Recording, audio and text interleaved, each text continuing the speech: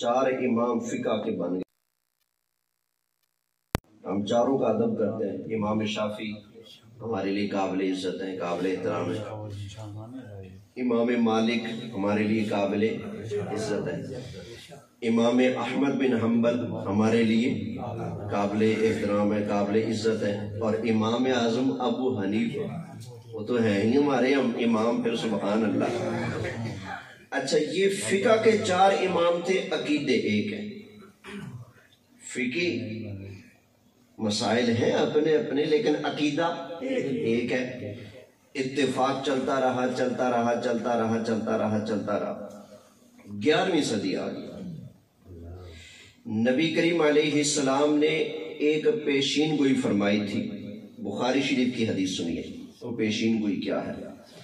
حضور علیہ السلام کی بارگاہ میں 3 علاقوں کے لوگ بیٹھے ہوئے تھے. کتنے علاقوں کے؟ یمن، شام اور نجد. تینوں نے کہا آقا ہمارے علاقوں کے لیے دعا فرمائیں. حضور نے دعا مانگی. آپ بخاری کے الفاظ ہیں، اللہم بارک لنا فی یمننا وفی شامنا. نبی کریم علیہ السلام نے اللہ تعالیٰ کی بارگاہ میں دعا مانگی، پاک پروردگار ہمارے یمن کے اندر برکتیں عطا فرما، ہمارے شام کے اندر بھی برکتیں عطا فرما. اب نجد کے آدمی بولے وفی نجدنا، ہمارے نجد کے لیے بھی دعا مانگے نا. وفی نجدنا، نجد کے اندر بھی. حضور سے کہا گیا کہ نجد کے لیے بھی. پھر دعا مانگی، اللہم بارک لنا فی یمننا وفی شامنا. یا اللہ ہمارے یمن کے اندر برکتیں عطا فرما، ہمارے شام کے اندر بھی برکتیں عطا فرما دے. 2 مرتبہ دعا ہوگی. پھر عرض کیا کہنے والے نے وفی نجدنا، نجد کے لیے بھی تو دعا کرے نا. حضور نے پھر دعا مانگی. نبی کریم علیہ السلام نے اللہ تعالیٰ کے بارگاہ میں دعا مانگی، اللہم بارک لنا فی یمننا وفی شامنا. یا اللہ ہمارے یمن کے اندر بھی برکتیں عطا فرما، ہمارے شام کے اندر بھی برکتیں عطا فرما. وہ لوگ پھر بولے وفی نجدنا، آقا نجد کے لیے دعا مانگے. اب جب پھر عرض کیا گیا تو اب سرکار نے فرمایا لا، فرمایا نہیں نہیں، میں نجد کے لیے دعا نہیں فرماتا. آقا وجہ کیا ہے؟ فرمایا ہونا کالزلازل، وہاں سے زلزلے آئیں گے. وَبِهَا يَطْلَعُ قَرْنُ الشَّيْطَانِ، فرمایا دوسری وجہ یہ کہ وہاں سے شیطان کا سینگ نکلے گا. شیطان کا سینگ. اچھا، کچھ جانور ہیں جنگلوں میں رہنے والے جو لڑتے ہیں تو پنجہ مارتے ہیں اور دانت مارتے ہیں. جن کے دانتوں میں پاور نہ ہو، پنجے نہ ہو جن کے، ان کے پاس سینگ ہوتا ہے. تو ان کے پاس کسی کو گرانے کے لیے سب سے بڑا ہتھیار کیا ہے؟ سینگ ہے. تو انسانوں کا، مسلمانوں کا سب سے بڑا دشمن شیطان ہے. تو شیطان کی سب سے بڑی پاور تو پھر سینگ ہوا نا اس کا. سمجھ آئی نا؟ یہ جنگل میں گینڈے پھر رہے ہوتے ہیں، وہ یہاں ایک بڑا سا سینگ ہوتا ہے، وہ جس سے لڑے گا وہ اپنا سینگ مارتا ہے پیٹ میں، پیٹ چیر کے رکھ دیتا ہے. وہ اس کے لیے سب کچھ اس کے سینگ ہے. بیچارہ دانتوں سے کچھ نہیں کر سکتا، ٹانگیں نہیں مار سکتا، پنجے نہیں مار سکتا، ناخن نہیں مار سکتا، زیادہ دوڑ بھی نہیں سکتا. اس کا سب کچھ کیا ہے؟ اس کا سینگ ہے. تو اندازہ کریں کہ سینگ اس کے لیے کتنا خاص ہے. تو جو شیطان کا سینگ ہوگا وہ شیطان کے لیے کتنا خاص ہوگا. ٹھیک ہے نا؟ اور پھر سرکار ارشاد فرما رہے ہیں، کسی عام بندے کی بات نہیں، فرمایا نجد سے زلزلے آئیں گے اور نجد سے شیطان کا بولے صحیح سینگ نکلے گا. مطلب کیا؟ جیسے سینگ والے جانور کے لیے سب کچھ اس کا سینگ ہوتا ہے، تو شیطان کے لیے دنیا میں شر پھیلانے کے لیے وہ آدمی ہوگا بطور سینگ جو نجد سے نکلے گا. سمجھ آئی نا؟ وہ کس کا سینگ ہوگا؟ یہ سرکار کی ارشاد ہے. وَبِهَا يَطْلَعُ قَرْنُ الشَّيْطَانِ، بخاری کے اندر ہے. فرمایا وہاں سے شیطان کا سینگ طلوع ہوگا، سینگ نکلے گا. اچھا، سرکار کی شان سبحان اللہ. اللہ نے محبوب کو ساری کائنات کے لیے رحمت بنایا ہے. وہ محبوب جو عالم ارواح میں ہے ان پر بھی رحمت کر رہے ہیں اس وقت، جو ماں کے پیٹ میں ہیں اب ان پر بھی رحمت کر رہے ہیں، جو اپنے باپ کی پشت میں آ چکے ہیں حضور ان پر بھی رحمت فرما رہے ہیں، جو دنیا کے اندر آ چکے ہیں پیدا ہو چکے ہیں ان پر بھی رحمت فرما رہے ہیں، جو پاکستان میں ہیں ان پر بھی رحمت فرما رہے ہیں، جو انڈیا میں ہیں ان پر بھی رحمت فرما رہے ہیں، جو مکہ میں ہیں ان پر بھی رحمت کر رہے ہیں، جو مدینہ میں ہیں ان پر بھی رحمت فرما رہے ہیں، جو ایران میں ہیں، عراق میں ہیں، فرانس میں ہیں، امریکہ میں ہیں، جاپان میں ہیں، زمین میں ہیں، زمین کے اوپر ہیں، زمین کے نیچے ہیں، پہلے آسمان پر ہے، دوسرے آسمان پر ہے، تیسرے آسمان پر ہے، چوتھے آسمان پر ہے، پانچویں چھٹے ساتویں آسمان پر ہے. اللہ کے عرش کے پاس جو فرشتے ہیں ان پر بھی سرکار رحم فرما رہے ہیں، جو اس کائنات میں ہیں ان پر بھی، جو قبروں میں چلے گئے ان پر بھی، جب قبروں سے اٹھیں گے ان پر بھی، جب حساب کتاب ہوگا ان پر بھی، جب ساری کائنات پر سرکار رحمت فرما رہے ہیں. جس پر رحمت کائنات بھی رحمت نہ فرمائے وہ جگہ کتنی کمینی جگہ ہوگی. اندازہ تو کرو نا. حضور کی رحمت کا صدقہ اللہ نے مکہ کے کافروں کو بھی عطا فرما دیا. حقیقت ہے. 9واں پارہ، مکہ کے کافر کعبہ میں آ کر غلاف کعبہ پکڑ کر دعا مانگ رہے ہیں، ان کان ھذا ھو الحق من عندک فامطر علینا حجارۃ من السماء او ائتنا بعذاب علیم. کہتے ہیں یا اللہ اگر یہ تیرا محبوب سچا ہے، مانتے پھر بھی نہیں، اگر یہ سچے ہیں تو ہمارے اوپر پتھروں کی بارش برسا یا ہمیں دردناک عذاب دے.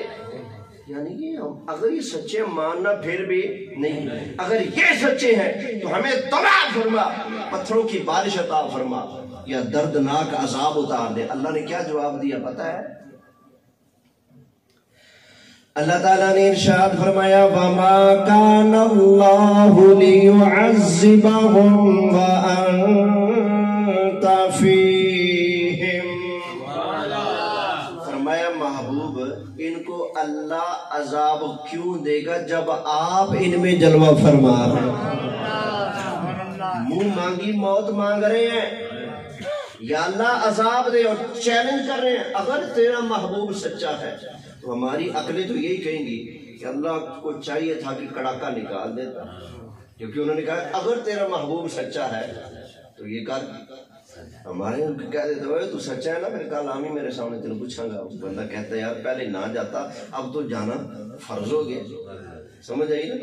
میں تقریروں کے لیے جاتا ہوں، جب کوئی بلائے کہتے ہیں جی فلاں موضوع یہ مسئلے آ جائیں تقریر کے لیے، میں کہتا ہوں ٹھیک ہے، لیکن جب مجھے کوئی کہے نا کہ یہاں پر کسی نے میلاد شریف پر پابندی لگانے کی کوشش کی ہے یا حضور کا ذکر روکنے کی کوشش کی ہے یا سرکار کی شان کو فلاں بندے نے چیلنج کیا، میں کہتا ہوں بسم اللہ اب تو میرا آنا فرض ہو گیا ہے. سمجھ آئی نا؟ یعنی ہر بندہ دیکھتا ہے کہ مجھے چیلنج ہو رہا ہے تو میں اس چیلنج کے سامنے آؤں.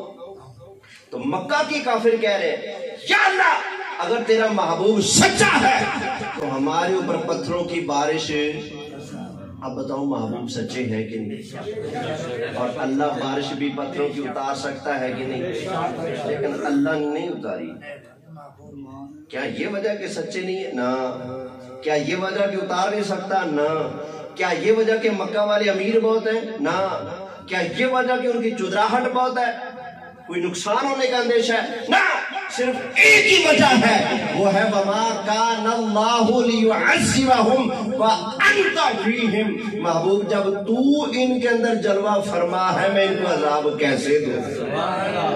یعنی محبوب کی وجہ سے اللہ کافروں پر سے بھی عذاب ٹال دیتا ہے، جس کی وجہ سے کافروں کے عذاب ٹلتے ہیں تو مومنوں کی نہیں ٹلیں گے، غلاموں کی نہیں ٹلیں گے۔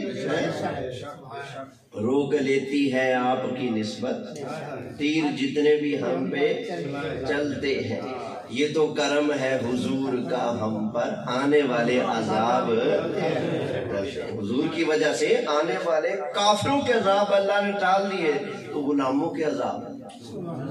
اور یہ قرآن سنایا، کوئی یہ نہ سمجھے دوڑا مائیے نہ، قرآن اللہ کا پڑھے۔ اب آؤ، حضور ساری کائنات کے لیے رحمت ہے اور حضور کی رحمت کا صدقہ کافر بھی پا رہے، لیکن اس رحمت کائنات نے نجد کے علاقے کے لیے دعا بولیے صحیح نہیں کی، بلکہ کیا فرمایا یہاں سے کیا نکلے گا؟ اب وہ کون ہے؟ وہ ابن عبد الوہاب نجدی ہے جو نجد سے نکلا تھا، جس نے فتویٰ دیا تھا جو یا رسول اللہ کہے اس کا قتل کرنا فرض ہے، جو میلاد منائے ان کا قتل کرنا فرض ہے، ان سے لڑو، ان کی عورتوں کو تم اپنی لونڈیاں بناؤ اور ان کے جو مرد ہیں ان کو اپنا غلام بناؤ اور ان کو قتل کر دو۔ ہزاروں جانوں کا قاتل، ہزاروں علماء کا قاتل ابن عبد الوہاب نجدی، جس کے بارے میں سرکار نے فرمایا تھا کہ نجد سے شیطان کا سینگ نکلے گا، وہ نجد سے پیدا ہوا تھا۔ آپ کو پتہ ہے حرمین شریفین میں پہلے کون تھے؟ ترکی۔ کتنے سو سال رہے؟ تقریباً 600 سال یا 700 سال وہ رہے ہیں۔ تو جو بندہ 600 سال سے حکومت کر رہا ہوگا وہ کمزور ہوگا یا تگڑا ہوگا؟ تگڑا ہوگا۔ ترکی والے طاقت والے بھی تھے، حرمین شریف پہن، تو وہ تو پھر ترکی والے آج بھی اتنا ادب کرتے ہیں، حضور کا نام آئے تو ساتھ چکاتے ہیں، تو وہ کیا کسی بے ادب کے سپرد مکہ مدینہ کریں گے؟ آسانی سے نہیں کریں گے۔ ہوا کیا تھا؟ انہوں نے آس پاس کے سارے علاقوں میں، ان نجدیوں نے نا سارے علاقوں میں قتل و غارت کی، ہزاروں لوگوں کو قتل کیا، لاکھوں انسانوں کی جانیں ضائع کی، ہزاروں علماء کو پکڑ پکڑ کے قید کیا۔ جب مکہ مدینہ کی باری آئی نا، ترکوں نے کہا اللہ کا واسطہ حیا کرو، کوئی شرم کرو، یہ مکہ مدینہ ہے، اب یہاں تم لڑو گے ہم سے، جنگ کرو گے؟ انہوں نے کہا جنگ تو ہم کریں گے، چاہے تم کعبہ میں چھپ جاؤ ہم تمہیں پکڑ کے قتل کریں گے۔ اب دو صورتیں، یا مکہ مدینہ چھوڑ جاؤ ہمارے سپرد کر دو، یا پھر ہم سے لڑو۔ اب سنی کبھی بھی نہیں چاہتا کہ میری وجہ سے مکہ مدینہ میں خون خرابہ ہو، ان کا آگا۔ اس وقت ترکوں نے مکہ مدینہ کا سارا نظام کن کے سپرد کیا؟ نجدیوں کے، مجبوراً، خوشی سے نہیں۔ آپ کو اللہ تعالیٰ مدینہ لے جائے، مجھے بھی لے جائے، جنت البقیع میں جاؤ نا، ایسے سارا سنسان آپ کو یعنی ایسے برابر نظر آئے گا، لیکن آپ صرف 1924 کی بنی جو تصویریں ہیں جنت البقیع کی وہ اٹھا کر دیکھیں، آپ کو حضرت عائشہ کا مزار بھی نظر آئے گا، حضرت امام حسن کا مزار بھی نظر آئے گا، نبی کریم علیہ السلام کے، صحابہ کے، اہل بیت پاک کے، حضور کی بیٹی حضرت فاطمہ زہرا کا مزار کا گنبد بنا سب کچھ آپ کو نظر آئے گا۔ سمجھ آئی نا؟ لیکن جب نجدی قابض ہوئے تو ایک مولوی صاحب ہے جن کو آپ فخر سے سنتے ہیں، کہتے ہیں جی بڑی اچھی باتیں کرتے ہیں، وہ بڑے فخر سے بتا رہے ہیں، کہتے ہیں 1925 میں مدینہ فتح کیا۔ کیا فتح کیا؟ 1925 میں کیا کہتا ہے؟ مدینہ فتح کیا اور کہا کہ گنبد خضرا توڑ دو، اور یہ تاریخ گواہ ہے، ہمارے پاس ثبوت ہے اس کے باقاعدہ۔ انہوں نے مدینہ شریف گنبد خضرا کو گرانے کی کوشش کی، گولیاں چلائی گئی، کرنے لگائی گئی، لیکن جس کو خدا رکھے اس کو کون مٹا سکتا ہے؟ مٹ گئے مٹتے ہیں، مٹ جائیں گے دشمن تیرے، مٹ گئے مٹتے ہیں، مٹ جائیں گے دشمن تیرے، نہ مٹا ہے نہ مٹے گا کبھی چرچا تیرا، ورفعنا لک ذکرک کا ہے سایہ، تجھ پر بول بالا ہے تیرا، ذکر ہے اونچا تیرا۔ نعرہ تکبیر، نعرہ رسالت، نعرہ حیدری، نعرہ خلافت، شان مصطفیٰ۔ اچھا، اس مولوی صاحب نے پہلے تقریر میں یہ کہا کہ نجدیوں نے مکہ کو پہلے فتح کیا، پھر 1925 میں مدینہ کو فتح کیا، پھر کہا کہ یہ گنبد خضرا بھی توڑ دیا جائے، اور مولوی صاحب کہتے ہیں بالکل صحیح ہے، توڑ دیا جائے سبز گنبد، بالکل صحیح ہے۔ اور یہ پتہ ہے آپ کا پیارا، آپ کا من پسند سونا دے من مونا مولوی صاحب کون ہے؟ یہ طارق جمیل صاحب ہے۔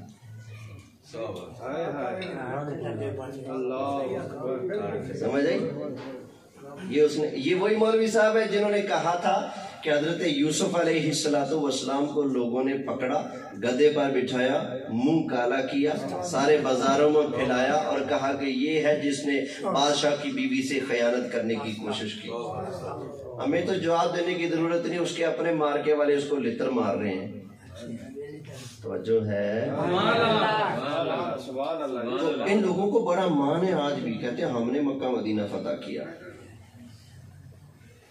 توجہ ہے؟ خدا کی قسم ہے، 1925 سے پہلے جیسے پاکستان میں اعلانیہ میلاد ہوتے ہیں، اسی طرح مکہ مدینہ میں اعلانیہ میلاد ہوا کرتے تھے۔ جس طرح پاکستان میں اذان سے پہلے درود و سلام پڑھا جاتا ہے، اسی طرح مکہ مدینہ میں بھی اذان سے پہلے درود و سلام پڑھا جاتا تھا۔ یہ روکنے والے بعد میں آئے ہیں، پڑھنے والے بنانے والے پہلے آئے ہیں۔ اگر سچا دین یہ ہے کہ مزارات کو گرایا جائے، تو یہ جو ہزاروں سینکڑوں سال سے، کئی 100 سال سے جنت البقیع کے اندر مزارات بنے ہوئے تھے، بھائی بنائے کس نے؟ وہ ہمیں کہتے ہو کہ یہ جو سنی ہے یہ چند سال کی پیداوار ہے، یہ تو احمد رضا بریلوی نے بریلویوں کا بوٹا لگایا، اس سے پہلے کوئی بریلوی سنی نہیں تھا۔ ہم کہتے ہیں ہم ہیں درباروں والے، دربار بناؤ، تم وہ مٹانے والے، اور کہتے ہو کہ ہم پہلے تھے ہی نہیں، پہلے تم ہی تم تھے، تو پھر تیرے پیو نے بنائے نے آ کے؟ ابھی کون تھا وہ جو؟ اگر تم تھے پہلے تو تمہارا تو یہی فتویٰ ہے کہ حضور کی قبر کو بھی گرا دیا جائے، گنبد خضرا کو بھی مٹا دیا جائے، زمین کے برابر کر دیا جائے۔ تو پھر بتاؤ تجھے وہ کون ہے جس نے گنبد خضرا کو بنایا تھا؟ وہ کون ہے جس نے جنت البقیع میں مزارات کو بنایا تھا؟ وہ کون ہے؟ وہ سنی تھے نا پہلے۔ تو سرکار کو اس ٹولے سے ڈر تھا کہ میری امت میں شر پھیلائیں گے، اس لیے فرمایا کہ وہاں سے کون نکلے گا؟ شیطان کا سینگ۔ تو ابن عبد الوہاب نجدی، اس نے یہ ظلم و ستم ڈھائے، ہزاروں علماء کو قتل کیا۔ کاش اللہ آپ کو توفیق دے، آپ جہاں ٹی وی دیکھتے ہو، اخبارات پڑھتے ہو، کبھی تاریخ بھی پڑھو، اور نہیں تو اس دو مبارک شہروں مکہ مدینہ کی تاریخ ہی پڑھ لو، آپ کو پتہ چلے کس ظلم و ستم کے ساتھ یہ مکہ مدینہ پر قابض ہوئے ہیں۔ سمجھ آئی نا؟ اور کبھی آپ وہ تاریخ پڑھو نا جب ترکوں نے مکہ مدینہ میں آ کر مسجد نبوی کی تعمیر کی تھی، اگر آپ کی آنکھوں سے آنسو یہاں چل کے آپ کی داڑھی کو تار نہ کرے تو میرا نام بدلا دینا. کس عشق اور محبت سے انہوں نے مسجد نبوی کی تعمیر کی تھی، حرمین شریفین پر پہرا دیا تھا. سمجھ آئی؟ اب میں کیا کیا باتیں بتاؤں. پتہ ہے کیا کیا تھا؟ جب ترکوں کی حکومت قائم ہوئی نا، انہوں نے سوچا کہ مسجد نبوی کو وسیع کرنا ہے. موٹا موٹا بتا دیتا ہوں تاکہ آپ کی جستجو بڑھے، پھر آپ پڑھو اس کو. سلطنت عثمانیہ کتاب مارکیٹ سے مل جائے گی، حسین اگئی سے آپ لے لیں. سلطنت عثمانیہ، آپ کو سارا ان کا ادب و آداب نظر آئے گا. تو انہوں نے اعلان کیا کہ ہم مسجد نبوی شریف کی توسیع کرنا چاہتے ہیں. تو دنیا بھر کے مسلمان کاریگر، کون؟ کافر نہیں، آپ والوں نے کافر انگریز چوڑے چمار ساڑے چڑھائے ہوئے تھے. دنیا بھر کے مسلمان کاریگر جو جس چیز کا بھی ماہر ہے آ جائے. ساری دنیا سے مسلمان اچھلتے کودتے گئے.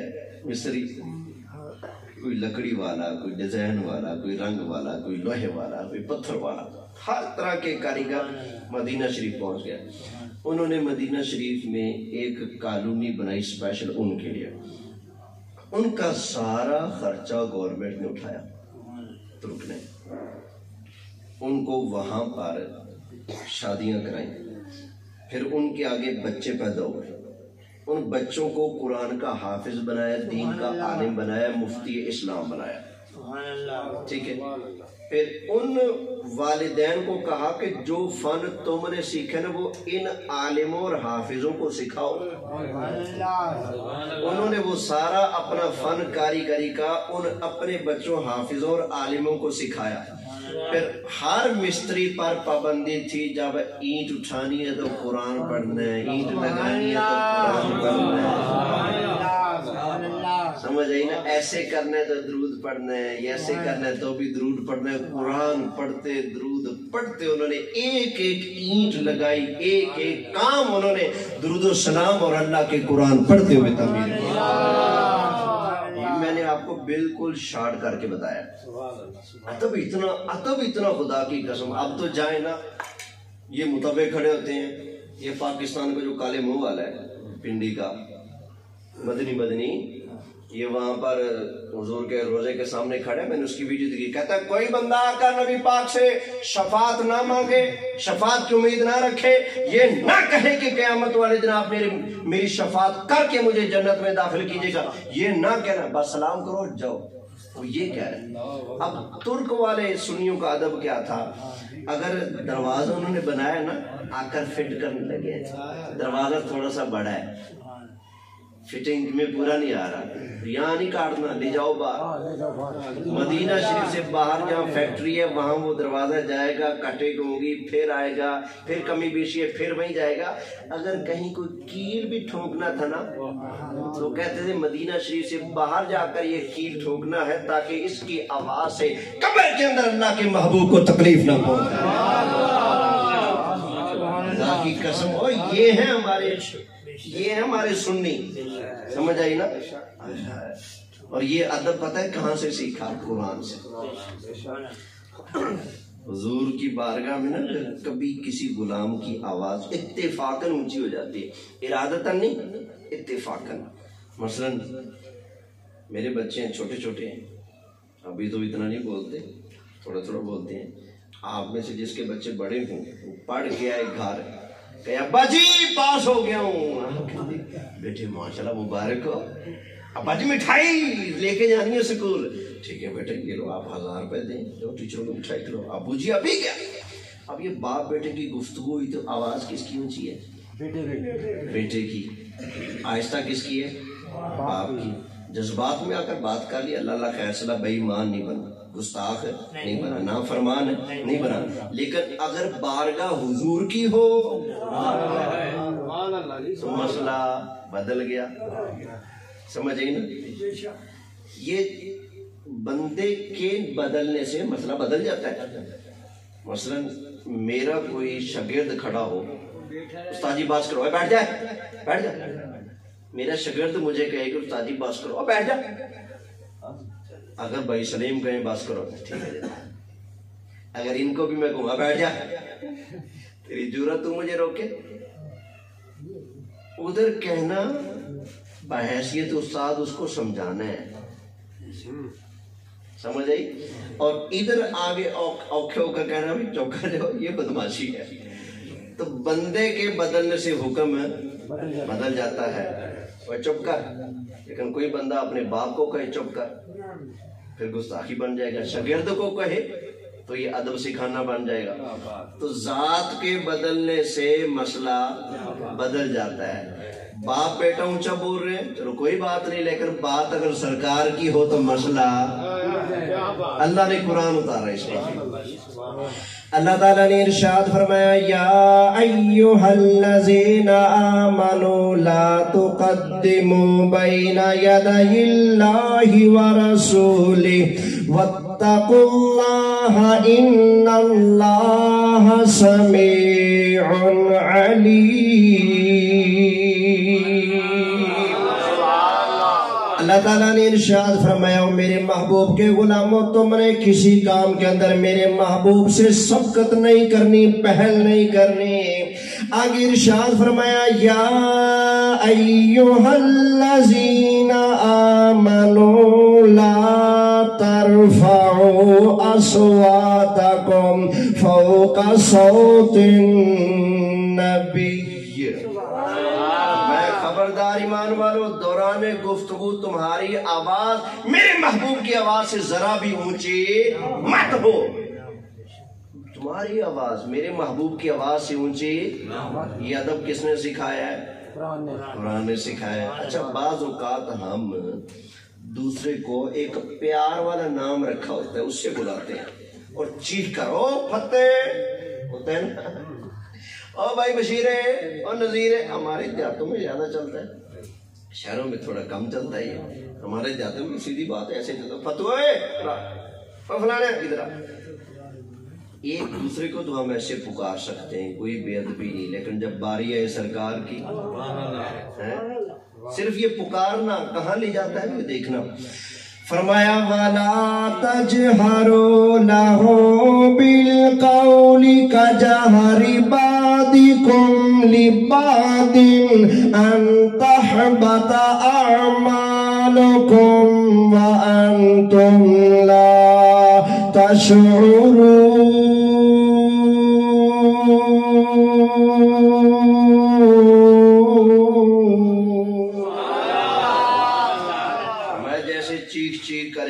پکارتے ہو نا, ایسے نے میرے محبوب کو نہیں پکارنا.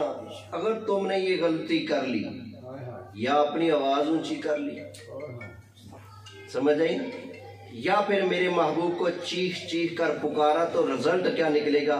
ان تحبط اعمالکم وانتم لا تشعرون. فرمایا تمہارے سارے عملوں کی کھیتی برباد کر دوں گا اور تمہیں پتہ بھی نہیں چلے گا, سارے عمل برباد ہو جائیں گے. تو یہ ادب قرآن نے سکھایا ہے. حضور کی بارگاہ میں اونچا. حضرت عمر نے دیکھا مسجد نبوی میں کچھ لوگ اونچے اونچے بول رہے ہیں, آپ کو چڑھ گیا غصہ ان پر.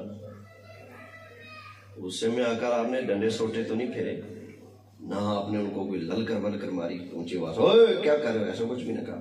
آپ نے چھوٹا سا کنکر اٹھایا, ان کی طرف پھینکا, جا کر لگا نا, اس نے پیچھے مڑ کر دیکھا تو آپ نے فرمایا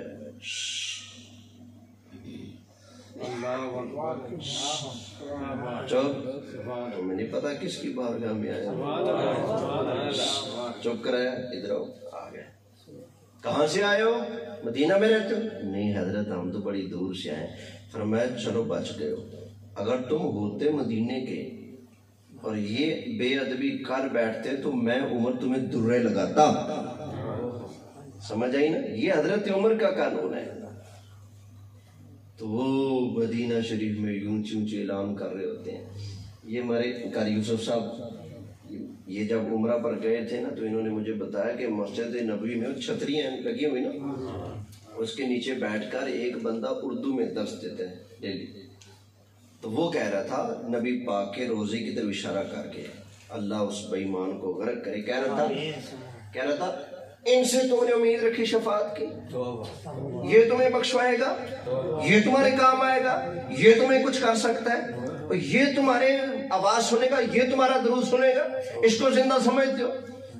اب نعوذ باللہ کوئی بیٹا اپنے باپ کے سامنے بٹھا کر نا باپ کو لوگوں کو کہے اس کو میرا پیو سمجھتے ہو، اس کو تم بڑا نواب سمجھتے ہو، اس کو تم حاجی نمازی شریف سمجھتے ہو، تو آپ کیا سمجھیں گے یہ ادب والا ہے یا بے ادب ہے؟ باپ سے یوں بولیں تو بے ادب ہے جو مصطفیٰ کی بارگاہ میں بیٹھ کر یوں بک رہا ہے، وہ کیسے ادب والا ہو سکتا ہے؟ تو اس لیے سرکار کو نجدی فتنے سے ڈر لگتا تھا، حضور کو پتا تھا یہ آئیں گے اور میری امت میں فتنے برپا کریں گے، تو سرکار نے فرمایا میں نجد کے لیے دعا نہیں کرتا، اس لیے کہ نجد کا علاقہ وہ علاقہ ہے جہاں سے شیطان کا سینگ نکلے گا۔ حضور نے اس علاقے والوں کے لیے دعا نہیں کی۔ اچھا، پھر اس ابن عبد الوہاب نجدی نے کئی کتابیں لکھی، ایک کتاب اس کی ہے توحید، کیا نام ہے؟ توحید، کتاب التوحید۔ اس کا خلاصہ پاکستان ہندوستان میں لکھا اسماعیل دہلوی نے تقویت الایمان کے نام سے، یہ لکھا نظر آ رہا ہے جی؟ یہ چھپی ہے جی نور محمد کارخانہ تجارت کتب آرام باغ کراچی۔ ملتان کی جو مکتبیں ہیں یہ بہر گیٹ والے وہاں سے مل جاتی ہیں۔ تالیفات اشرفیہ جو مکتبہ ہے چوک فوارہ کے پاس، اس مکتبے پر بھی یہ کتاب رکھی موجود ہے، سمجھ آئی نا؟ یہ کتاب اس ابن عبد الوہاب نجدی کی کتاب کا کیا ہے؟ خلاصہ ہے۔ اس کتاب میں اس نے نبی کریم علیہ السلام کی شان میں بڑی بے ادبیاں کی ہیں، اور یہ پتہ ہے کتاب کس شان والی ہے ان لوگوں کے نزدیک؟ فتاوی رشیدیہ سے جی، یہ ہے فتاوی رشیدیہ، رشید احمد گنگوہی دیوبندی، علماء دیوبند کے بہت بڑے مولوی صاحب ہیں۔ پتہ ہے کتنی عقیدت ہے دیوبندیوں کو ان سے؟ یہ نا بلغم کے مریض تھے، تھوکدان رکھا ہوتا تھا، بلغم اس میں گراتے تھے۔ ایک دوسرے دیوبندی مولوی کو اس سے آیا پیار، اس نے وہ تھوکدان اٹھایا، تھوڑا سا پانی ڈالا، مسواک ڈال کے اس کو مدانی بنایا، ایسے رڑکا جیسے مکھن نکالتے ہیں نا، ایسے کیا، اس کو سارا کچھ بنا کے ایسے لگا کے پی گئے۔ یعنی جس کے ناک اور گلے کا ملبہ نہیں چھوڑا اس مولوی سے کتنا پیار ہوگا، کوئی معمولی مولوی تو نہیں ہوگا نا۔ تو یہ رشید احمد گنگوہی کا فتاوی رشیدیہ ہے۔ یہ کہتے ہیں کہ اس کتاب تقویت الایمان کو پڑھنا، گھر میں رکھنا اور عمل کرنا عین اسلام ہے۔ سمجھئے کیا ہے؟ عین اسلام ہے۔ اور یہ وہابیوں کی کتاب میرے پاس ہے جو رفع دین کرنے والی ہیں، فتاوی ثنائیہ، اس کے اندر لکھا ہے کہ پکے اہل حدیث سے اسماعیل دہلوی، جس کی کتاب ہے تقویت الایمان، وہ کیا ہے؟ پکے اہل حدیث وہابی۔ اور یہ کہتے ہیں کہ پکے دیوبندی تھے۔ ہم کہتے ہیں جناب جی تم دونوں کا، کیونکہ دونوں کھینچتے ہیں، وہ کھینچتے ہمارا ہے، وہ کہتے ہیں ہمارا، ہم کہتے ہیں آدھو آدھ کر لو، دونوں رکھ لو، تمہیں مبارک ہو۔ تو یہ اسماعیل دہلوی وہابیوں کا بھی امام ہے، دیوبندیوں کا بھی امام ہے۔ اس کی یہ کتاب ہے جس کو دونوں بڑے ادب سے مانتے ہیں، اس پر مناظرے کرتے ہیں۔ اس کتاب میں نعوذ باللہ آپ دیکھیے گا سرکار نے ایسے نہیں فرمایا تھا مجھے نجدی فتنے سے ڈر لگتا ہے، حضور نے ان کے لیے دعائے خیر نہیں کی، کیونکہ حضور کو ان کے شر معلوم تھے۔ اب یہ دیکھنا بے ادبی کتنی، نہ صلی اللہ علیہ وسلم نہ رضی اللہ تعالیٰ عنہ، کچھ نہیں لکھا۔ کہتا ہے جس کا نام محمد یا علی ہے وہ کسی چیز کا مختار نہیں، مختار مالک ہے۔ جس کا نام محمد یا علی ہے وہ کسی چیز کا مختار نہیں ہے۔ یہ دیکھ لو بھائی، یہ سامنے نظر آ رہا ہے آپ کو،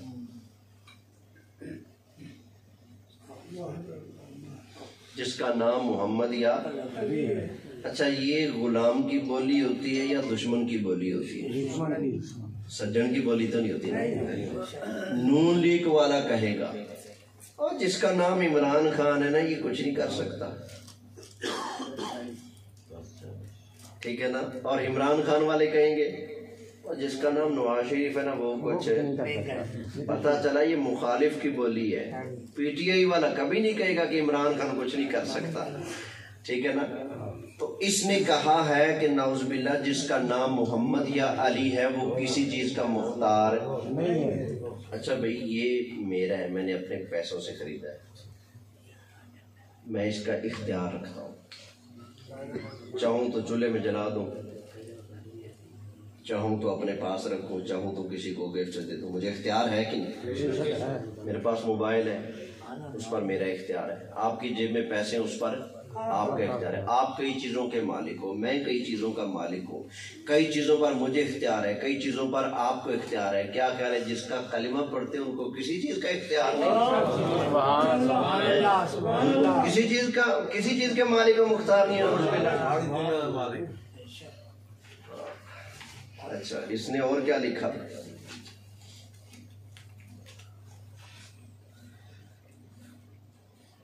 سرکار کے ایک صحابی ہیں، وہ سفر سے آئے، کہتے ہیں یا رسول اللہ میں فلاں ملک میں گیا تھا ہیرا میں، وہاں لوگ اپنے راجوں کو بادشاہوں کو سجدہ کرتے ہیں. آقا آپ تو زیادہ شان والے ہیں، ہمارا دل کرتا ہے ہم آپ کو سجدہ کریں، آپ کا اجازت دے تاکہ ہم آپ کو سجدہ کریں. تو حضور علیہ السلام نے فرمایا بتاؤ اگر تم میری قبر کے پاس سے گزرو گے تو کیا میری قبر کو بھی سجدہ کرو گے؟ نہ آقا. فرمایا جب قبر کو نہیں کرتے نا تو پھر اب بھی مجھے سجدہ نہ کرنا. یہ حدیث ہے. حدیث لکھنے کے بعد اس نے لکھا فے. یہ نظر آ رہا ہے فے؟ فے کا مطلب ہوتا ہے فائدہ.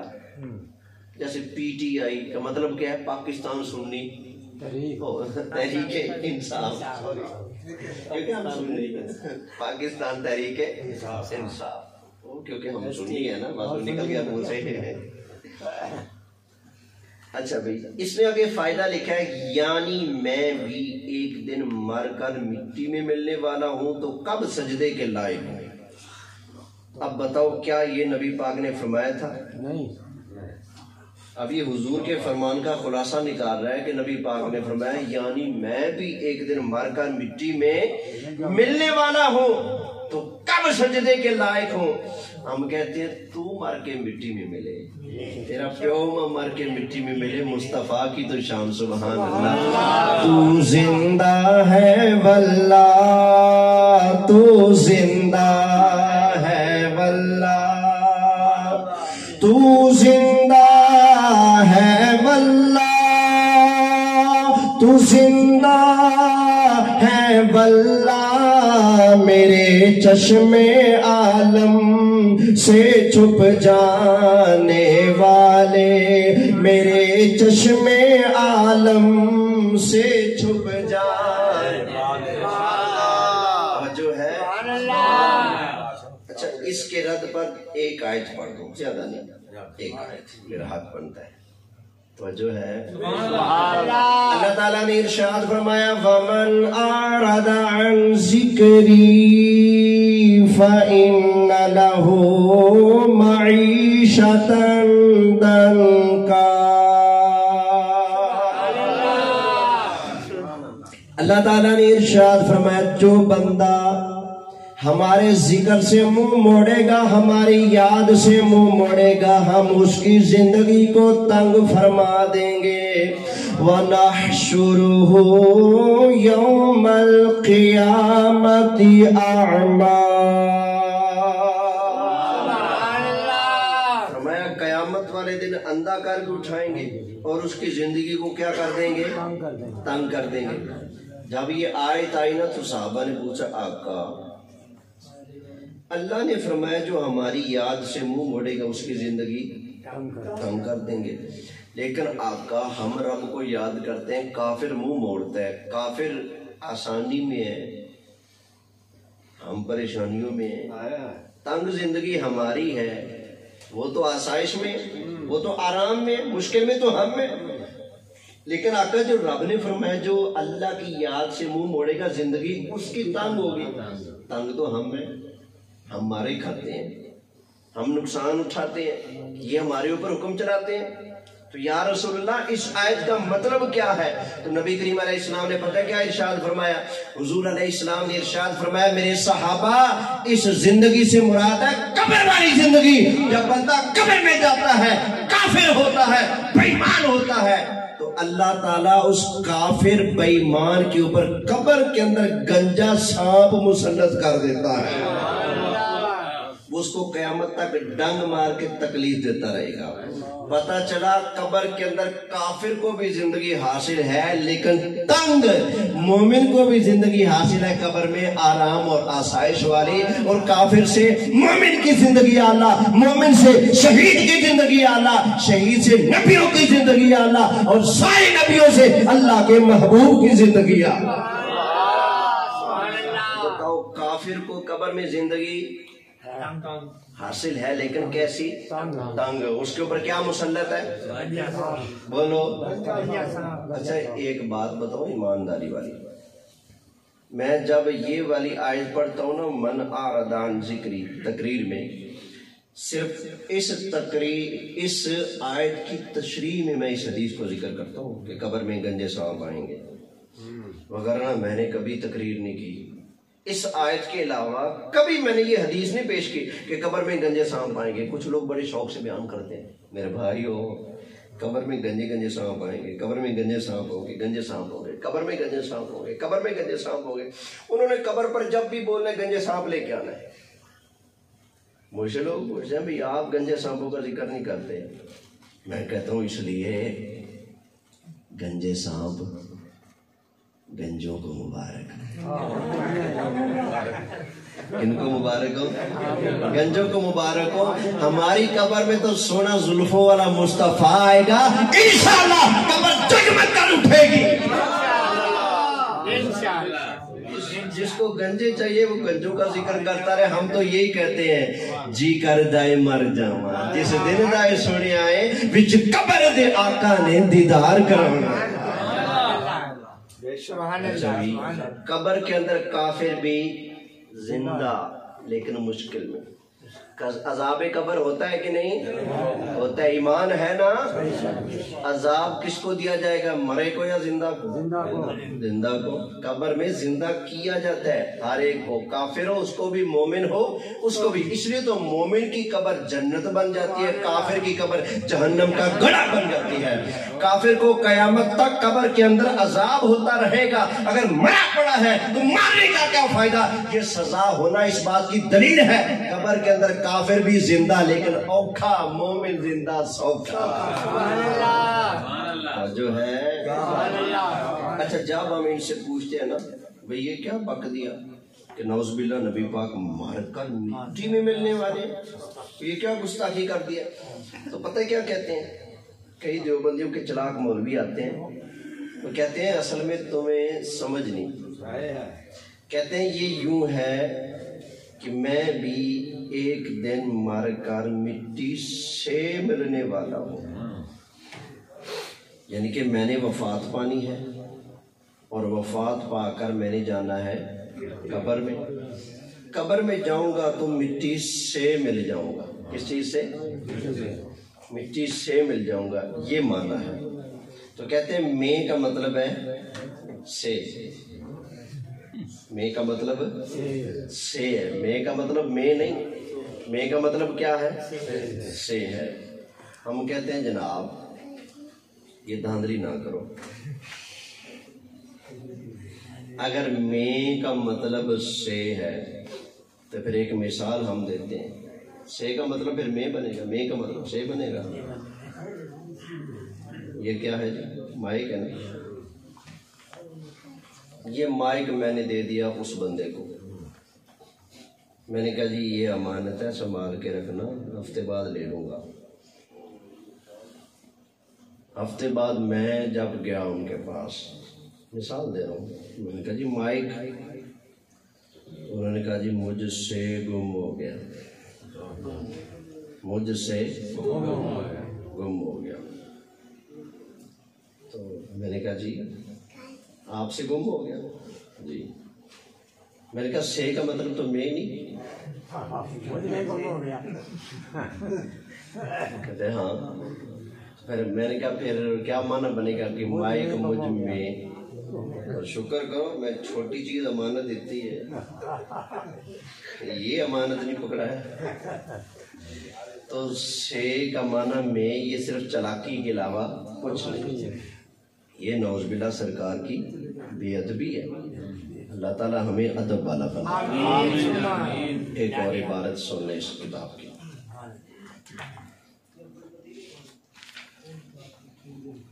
صفحہ نمبر ہے 56. اس پہ لکھا ہے یعنی انسان آپس میں سب بھائی ہیں. اچھا بھی بتاؤ کیا یہ بات ٹھیک ہے؟ نہیں, انسان آپس میں بھائی ہے, سب بھائی. انسان آپس میں سب بھائی ہیں. سارے انسان آپس میں بھائی ہیں نہیں. انما المؤمنون اخوہ. مومن آپس میں بھائی بھائی. انسان سارے آپس میں بھائی بھائی. ابو جہل بھی انسان ہے, ہم بھی انسان ہیں, تو کیا خیال ہے بھائی بھائی بن جائیں گے؟ یہ بات غلط ہے. آگے سنو. جو بڑا بزرگ ہو وہ بڑا بھائی ہے. ہاں جی کیا یہ بات ٹھیک ہے؟ جو بڑا بزرگ ہو وہ بڑا بھائی ہے. آپ کے دادا بڑے بزرگ ہیں, وہ آپ کے بڑے بھائی ہیں. اور دادا کیونکہ بڑے بھائی ہیں. آپ کے پیر صاحب آپ کے بڑے بزرگ ہیں, تو کیا وہ بڑے بھائی ہیں؟ نہیں نا. آگے سو اس کی بڑے بھائی کی سی تعظیم کیجیے. جو بڑا بزرگ ہوگا وہ بڑا بھائی ہے, اس کی تعظیم بھی کیسی؟ بھائی جیسی کرو. بڑے بھائی کی سی تعظیم کیجیے. اچھا. اور مالک سب کا اللہ ہے, بندگی اسی کو چاہیے. اس حدیث سے معلوم ہوا کہ اولیاء, انبیاء, امام اور امام زادے, پیر اور شہید یعنی جتنے اللہ کے مقرب بندے ہیں وہ سب انسان ہی ہیں اور بندے عاجز اور ہمارے بھائی.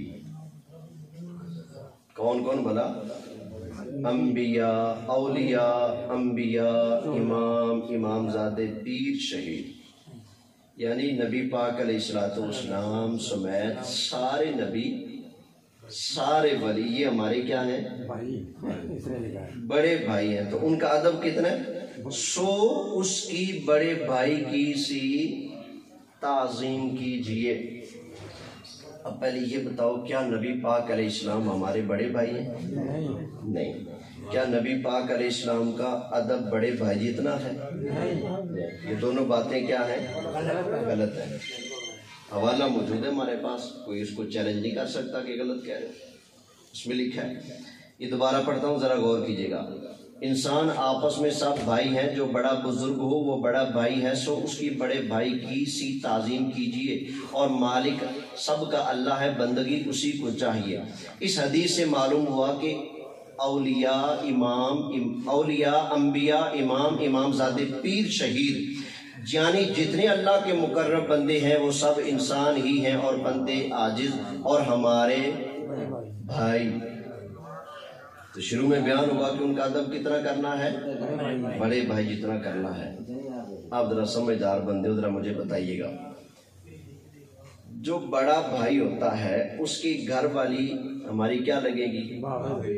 بھابھی. اگر نبی پاک علیہ السلام ہمارے لیے بڑے بھائی کی طرح ہیں تو سرکار کی ازواج ہماری کیا لگتی پھر؟ بھابیاں لگتی. لیکن وہ کیا ہیں ہماری؟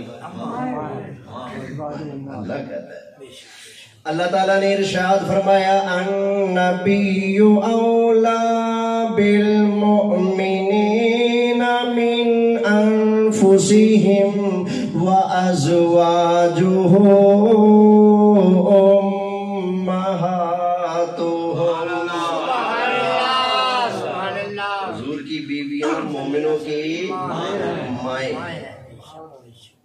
اچھا پھر اگر یہ بات مان لی جائے کہ حضور علیہ السلام کا ادب بڑے بھائی جتنا کرنا ہے تو بڑے بھائیوں سے تو ہم لڑ بھی پڑتے ہیں.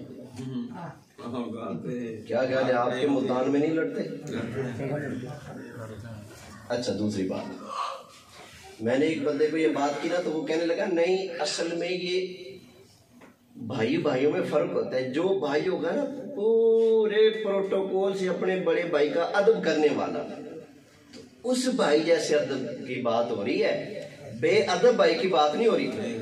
جو بندہ ٹیل لگا کے بھرپور طریقے سے اپنے بڑے بھائی کا ادب کرنے والا ہے نا, تو اس ادب کی بات ہو رہی ہے کہ نبی پاک کا ادب اس بڑے بھائی جتنا کرنا ہے. میں نے کہا اچھا چلو سمجھ لیا میں نے.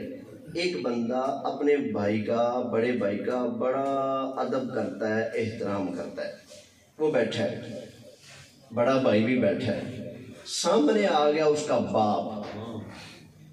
باپ نے کہا ادھر آ, بڑے بھائی نے بھی کہہ دیا ادھر آ. میں نے کہا اب بتاؤ کدھر جائے گا, کدھر جائے گا؟ اپنے والد کا زیادہ ادب کرے گا یا اپنے بڑے بھائی کا؟ والد کا. میں نے کہا تم نے نبی پاک کا ادب تو روک دیا, بڑے بھائی کے ادب پر بس اتنا کرنا ہے. حد لگا دی بھائی, نبی پاک کا ادب بڑے بھائی جتنا کرنا ہے. اب بڑے بھائی سے زیادہ ادب تو اب باپ کا ہو رہا ہے. اس کا مطلب ہے باپ کا ادب زیادہ ہے, نبی پاک کا ادب اس سے کم ہے. اس سے بڑا کفر کیا ہوگا؟ اور نبی پاک علیہ الصلوۃ والسلام کا ادب و احترام بیٹے سے زیادہ, باپ سے زیادہ, بیٹی سے زیادہ, ماں سے زیادہ, پیر سے زیادہ, استاد سے زیادہ, ساری کائنات کے رشتے ادب بعد میں, مصطفیٰ کا ادب و احترام پہلے. کہاں کی منطق ہے بھائی؟ حضور کا ادب بڑے بھائی جتنا کرنا ہے. بڑا بھائی اگر تھوک دے سالن میں کوئی کھائے گا؟ بولے لیکن حضور علیہ الصلوۃ والسلام, حضرت جابر نے کی نا دعوت خندق کے موقع پر 3000 صحابہ تھے. یا رسول اللہ چھوٹا سا لیلا ذبح کیے, تشریف لے آئے. فرمایا جابر یہ سارے کا چھوٹا سا لیلا ہے, تھوڑا سا لایا, آج باجے 2-4 ساتھیوں کے لیے. فرمایا جابر یہ سارے, پھر عرض کی آقا چھوٹا سا لیلا تھا اس کو ذبح کی ہے, آپ کے کوئی ساتھی آ جائیں, آپ تشریف لیں. فرمایا یہ سارے, عرض کی آقا لے آئیں سب کو. دل میں آئے نا یہ پورا کرنا بھی خود ہی جانتے ہیں نا سرکار. فرمایا جابر جاؤ اپنے گھر میں, کہہ دو جب تک میں نہ آ جاؤں ہانڈی سے ڈھکن نہیں اتارنا, اور جب تک میں نہ آ جاؤں اٹے سے روٹیاں پکانا شروع نہیں کرنا. آقا ٹھیک ہے. حضور علیہ الصلوۃ والسلام ان کے گھر تشریف لے گئے, سالن پک رہا تھا. حضور علیہ السلام نے ڈھکن اٹھایا, اپنا لعاب دہن شریف حضور نے اس کے اندر ڈالا. وہ جو کھانا چند آدمیوں کا تھا, اللہ کی قسم ہے 3000 کا لشکر کھا گیا, سالن میں کوئی فرق نہ پڑا. اب بڑے بھائی کا تھوک گرے کوئی کھائے گا؟ نہیں کھائے گا. ایک مولوی صاحب ہے, وہ کہتے ہیں کہ میرے ماما جی, وہ مولوی صاحب ہیں اس کمپنی کے مولوی صاحب جو کہتے ہیں کہ نبی کا ادب بڑے بھائی جتنا کرنا ہے. وہ کہتے ہیں کہ میرے ماموں آئے مزدوری کر کے بیچارے, دوپہر کو کھانا لے کے آئے, کھانے لگے. تو میں بھاگا گیا, باہر نا سڑک پر گند پڑا ہوا تھا, تو میں نے گند اٹھا کر ان کے سالن میں ڈال دیا. اب بتاؤ اس سالن کو کسی نے کھایا ہوگا؟ وہ خود کہتا ہے ماموں بیچارہ دیکھتا رہے گا, سالن گرا دیا انہوں نے. اب اگر کہا جائے کہ نبی پاک علیہ السلام کا ادب و احترام دنیاوی رشتوں جتنا کرنا ہے, تو دنیاوی رشتوں میں تو یہ بھی ہو رہا ہے. ایک مولوی صاحب ہیں تھانوی صاحب, وہ کہتے ہیں کہ میرے بھائی نے مجھ پر پیشاب کر دیا, تو ایک دن موقع پا کر میں نے بھی اس پر پیشاب کر دیا. میں نے کہا مولوی صاحب آپ خود تو بڑے بھائی پر پیشاب کر رہے ہو اور ہمیں سبق دیتے ہو کہ نبی پاک کا ادب بڑے بھائی جتنا کرنا ہے. اس کا مطلب تمہارے نزدیک پھر نبی پاک کی ویلیو یہی ہے جو تم اپنے بڑے بھائیوں کے ساتھ کرتے ہو. یہ تم نے کیا سرکار کو مانا ہے؟ اوے حضرت ابو بکر صدیق سے پوچھو مصطفیٰ کا ادب کیسے کرنا ہے۔ حضرت ابو بکر صدیق رضی اللہ تعالیٰ عنہ، آپ کا بیٹا جب مسلمان ہوا نا تو ایک دن کہتا ہے ابا جی جنگ بدر میں لڑتے لڑتے نا آپ میری تلوار کے نیچے آ گئے تھے زخم میں، اگر میں چاہتا تو آپ کو قتل کر دیتا، لیکن میں نے چھوڑ دیا، میرے والد ہیں، میرے ابا جی ہیں، ابا سمجھ کے معاف کر دیا۔ فرمایا پتر تو معاف کر گیا باپ سمجھ کے، لیکن اگر تو لڑتے لڑتے میری تلوار کے نیچے آ جاتا، باپ سمجھ بیٹا سمجھ کے کبھی نہ چھوڑتا، مصطفیٰ کا دشمن سمجھ کے تجھے قتل کر دیتا۔ سمجھے؟ یہ ہے ادب نبی کریم علیہ الصلوۃ والسلام کا۔ ابو سفیان ابھی مسلمان نہیں ہوئے، بعد میں مسلمان ہوئے تھے۔ وہ مکہ سے چل کر گئے اپنی بیٹی ام حبیبہ سے ملنے، وہ ہیں حضور کی بیوی محترمہ ام المومنین سے ملنے گئے، اپنی بیٹی سے باپ ملنے گیا مکہ سے مدینے۔ تو گھر گئے نا تو بستر بچھا ہوا تھا، بیٹھنے لگے نا تو بیٹی نے کہا ابا بابا ایک منٹ ابھی نہ بیٹھنا۔ انہوں نے عربی میں کہا، میں اپنی بولی میں سنا رہا ہوں، ابا جی رک رک رک رک رک رک۔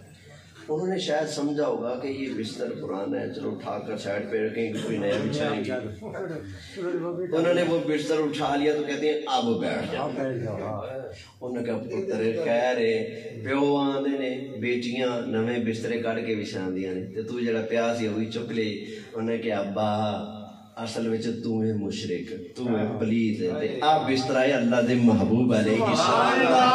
ابا تو اس لائق نہیں کہ اللہ دے محبوب دے بستر اتے بیٹھ جاویں۔ آسی نبی پاک علیہ السلام دا ادب احترام جڑا صحابہ نے کیتا۔ اللہ دی بارگاہ دے اندر دعا ہے، کچھ میں بیان کیتا، اللہ اپنی بارگاہ قبول فرمائے، آمین بجاہ النبی الامین صلی اللہ علیہ وسلم۔ السلام علیکم۔